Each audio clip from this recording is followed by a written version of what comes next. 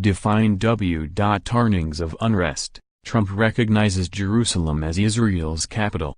Washington, Jerusalem, Reuters. President Donald Trump reversed decades of U.S. policy on Wednesday and recognized Jerusalem as the capital of Israel in defiance of warnings from around the world that the gesture risks creating further unrest in the Middle East. In a speech at the White House, Trump said his administration would begin the process of moving the U.S. Embassy in Tel Aviv to Jerusalem, which is expected to take years. The status of Jerusalem, home to sites holy to the Muslim, Jewish and Christian religions, is one of the thorniest obstacles to reaching a peace deal between Israel and the Palestinians. I have determined that it is time to officially recognize Jerusalem as the capital of Israel, Trump said. While previous presidents have made this a major campaign promise, they failed to deliver. Today, I am delivering. Israel considers the city its eternal and indivisible capital and wants all embassies based there. Palestinians want the capital of an independent Palestinian state to be in the city's eastern sector, which Israel captured in a 1967 war and annexed in a move never recognized internationally. Israeli Prime Minister Benjamin Netanyahu hailed Trump's announcement as a historic landmark and urged other countries also to move their embassies in Israel to Jerusalem. He said any peace deal with Palestinians must include Jerusalem as Israel's capital. This would be a non-starter for Palestinians if it means the entire city would be under Israeli control.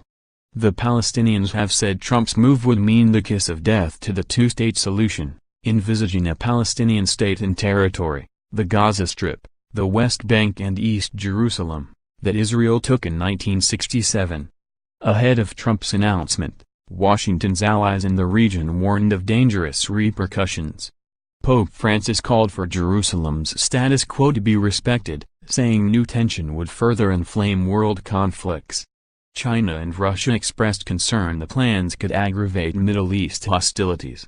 A Palestinian envoy said the decision was a declaration of war in the Middle East.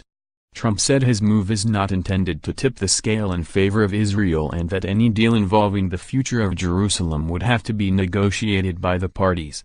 He said he remained committed to the two-state solution between the Israelis and Palestinians if they parties want one. Amid warnings of potential unrest in the Middle East, the president called on the region to take his message calmly and with moderation. There will of course be disagreement and dissent regarding this announcement, but we are confident that ultimately, as we work through these disagreements, we will arrive at a place of greater understanding and cooperation, Trump said. His announcement fulfills a core pledge of his election campaign last year. Trump said his move reflected the reality of Jerusalem as the center of Jewish faith and the fact that the city is the seat of the Israeli government. Trump's decision is likely to please his core supporters, Republican conservatives and evangelical Christians who comprise an important share of his political base. He acted under a 1995 law that requires the United States to move its embassy to Jerusalem. His predecessors, Bill Clinton, George W. Bush and Barack Obama, had consistently put off that decision to avoid inflaming tensions in the Middle East. Trump signed a waiver delaying the embassy move from Tel Aviv since the United States does not have an embassy structure in Jerusalem to move into. A senior administration official said it could take 3 to 4 years to build one.